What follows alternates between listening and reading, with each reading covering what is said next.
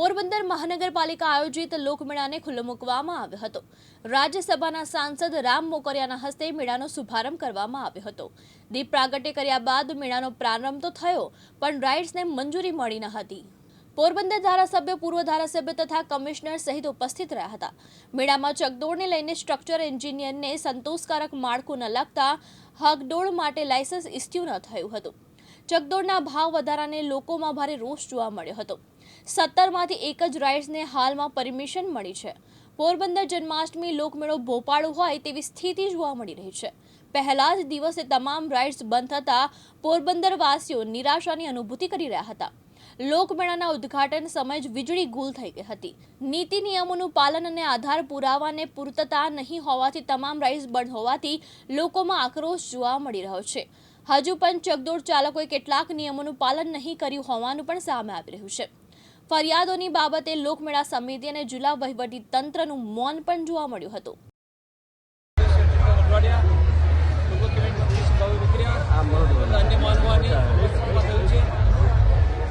જિલ્લા વહીવટીતંત્ર અને પોરબંદર મહાનગરપાલિકા દ્વારા મેળામાં આવતા તમામ લોકોને સુરક્ષા સલામતી સાથે આનંદ મળે તે માટેનું આયોજન કર્યું છે।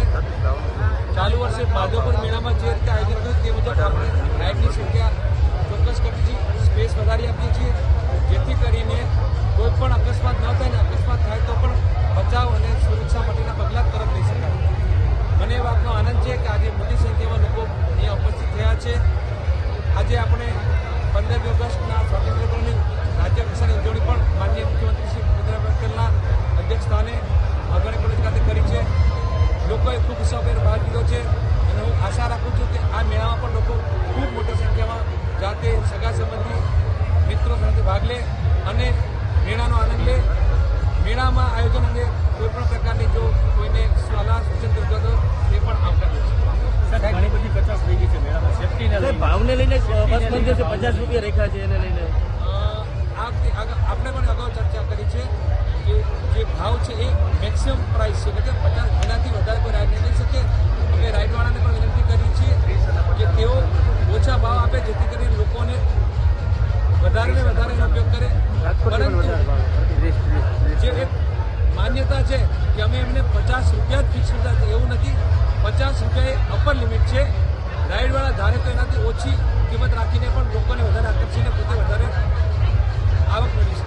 સાહેબ, બેનર લગાવવામાં આવ્યું હતા કે 18 વર્ષથી નીચેના બાળકોને રાઇડ્સમાં એ મુદ્દો મારી પાસે આવ્યો તો એ લોકોએ એવી રજૂઆત કરી કે 18 વર્ષથી નીચેનો કોણ છે એ કાગળ પ્રશ્ન થાય તો અમે કીધું એવું નથી, 18 વર્ષથી નીચેના સામાન્ય રીતે ઓળખાઈ જાય અને છતાંય કોઈ ઓળખાય ના હોય તો જે વ્યક્તિ હોય પોતાનો કોઈ ઓળખનો પુરાવો આપે, એથી સાબિત થાય। ઘણા નિયમોને લઈને ફરિયાદ થઈ હતી કે નિયમોનું પાલન કરવામાં નથી આવ્યું, ખાસ કરીને રાઇડમાં। હજી તો મેળો શરૂ થશે, હવે આવશે।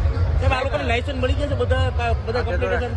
અત્યારે મને મળે એક રાઇડ કમ્પ્લીટ થઈ અને બાકીની રાઇડનું ઇન્સ્પેક્શન જે કંઈક ક્ષતિઓ પૂરી થાય પછી જ અમે લાયસન્સ આવશે પછી ચાલુ થશે સાહેબ રાઇડો?